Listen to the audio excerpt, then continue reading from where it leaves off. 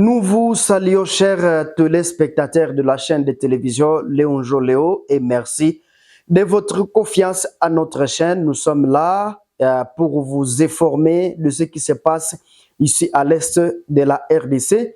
C'est votre droit d'être informé et c'est notre devoir de vous informer chaque jour sur la situation de la République démocratique du Congo. Comme je vous ai dit dans ma première vidéo de ce jeudi 7 mars 2024, chers téléspectateurs, il faut savoir qu'il y a eu de rudes combats qui se sont poursuivis encore aujourd'hui dans le territoire de Rutshuru sur plusieurs axes ou lignes de front dans ce territoire de Rutshuru. Il faut savoir que, chers internautes, ces terroristes du M23, l'armée rwandaise qui nous impose la guerre ici à l'est de la République démocratique du Congo, ont tué encore une fois 15 civils.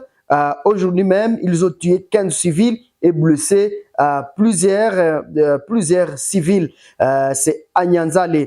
Il faut savoir que plusieurs bombes ont visé, en tout cas les cas de déplacés près de Nyanzale depuis des jours, selon la société civile locale et d'autres sources médicales qui nous signalent que, en tout cas, pendant ces 2 jours, jusque-là, l'armée rwandaise a tué en tout cas 15 civils qui, en tout cas, prenaient fuite de ces combats. Le déplacé, je cite, les déplacés sont dans un cas qu'ils voient et savent très bien, mais ils ont lancé plusieurs obus de mortiers sur ces cas.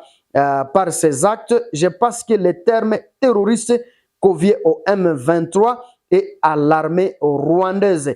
Je vis de mes propres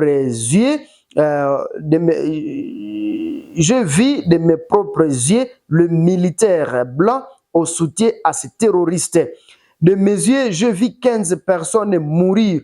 Plus de 12 ont été blessés, dont des enfants et des femmes enceintes.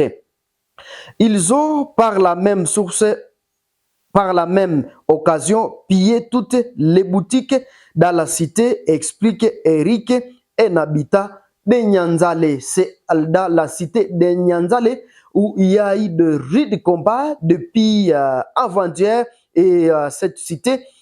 Jusque-là, en tout cas, ils ont tenté de prendre cette cité de Nyanzale. Mais les Wazalendo sont là, sont en train de faire quelque chose pour encercler cette cité. Et aujourd'hui, il faut savoir que des combats se sont poursuivis dans la cité de Kibirizi, où on signale en tout cas un déplacement de la population vers le cité supposée sécurisé dans la commune de Kanyabayonga et dans d'autres milliers dans le territoire de Massissi. Chers internautes, il faut savoir que nous avons été débordés, plusieurs blessés sont venus à masse et surtout que nous sommes à rupture des stocks.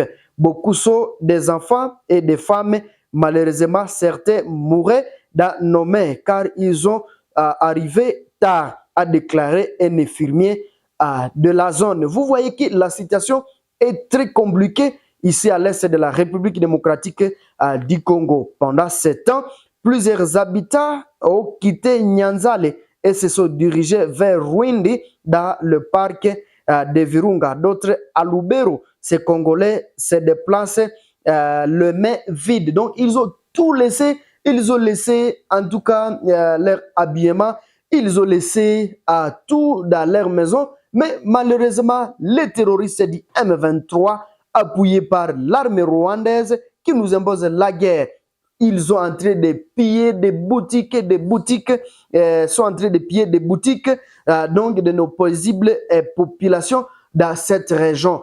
Pour le moment, la vie est très compliquée ici à l'est de la République démocratique du Congo. Et voilà que la commune de Kanyabayonga, dans le territoire de Lubero, est en train d'accueillir des milliers de civils qui se déplacent, qui sont en train de fuir les combats que nous impose les terroristes du M23.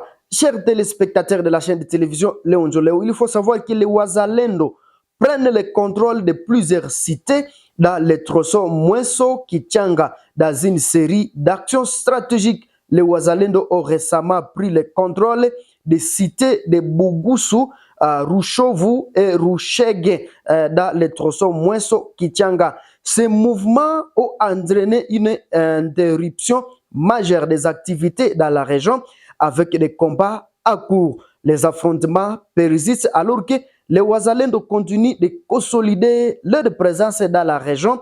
Cette prise de contrôle a perturbé le flux commercial et a créé une atmosphère d'incertitude parmi les habitants locaux. Chers internautes de la chaîne de télévision Léon Joléo, nous sommes là pour vous informer de cette situation que plusieurs ne comprennent même pas, mais c'est ça la réalité que la population est en train de traverser ici à l'est de la République démocratique du Congo. Les citoyens sont confrontés à des difficultés croissantes alors que les combats se déroulent à proximité de leur foyer. Les infrastructures essentielles telles que les routes et les services publics sont affectés, entraînant des conditions de vie précaires pour de nombreux résidents. La prise de contrôle des cités de Bugusu, Rushovu et Ruché par les Wazalendo représente un développement significatif dans le contexte du conflit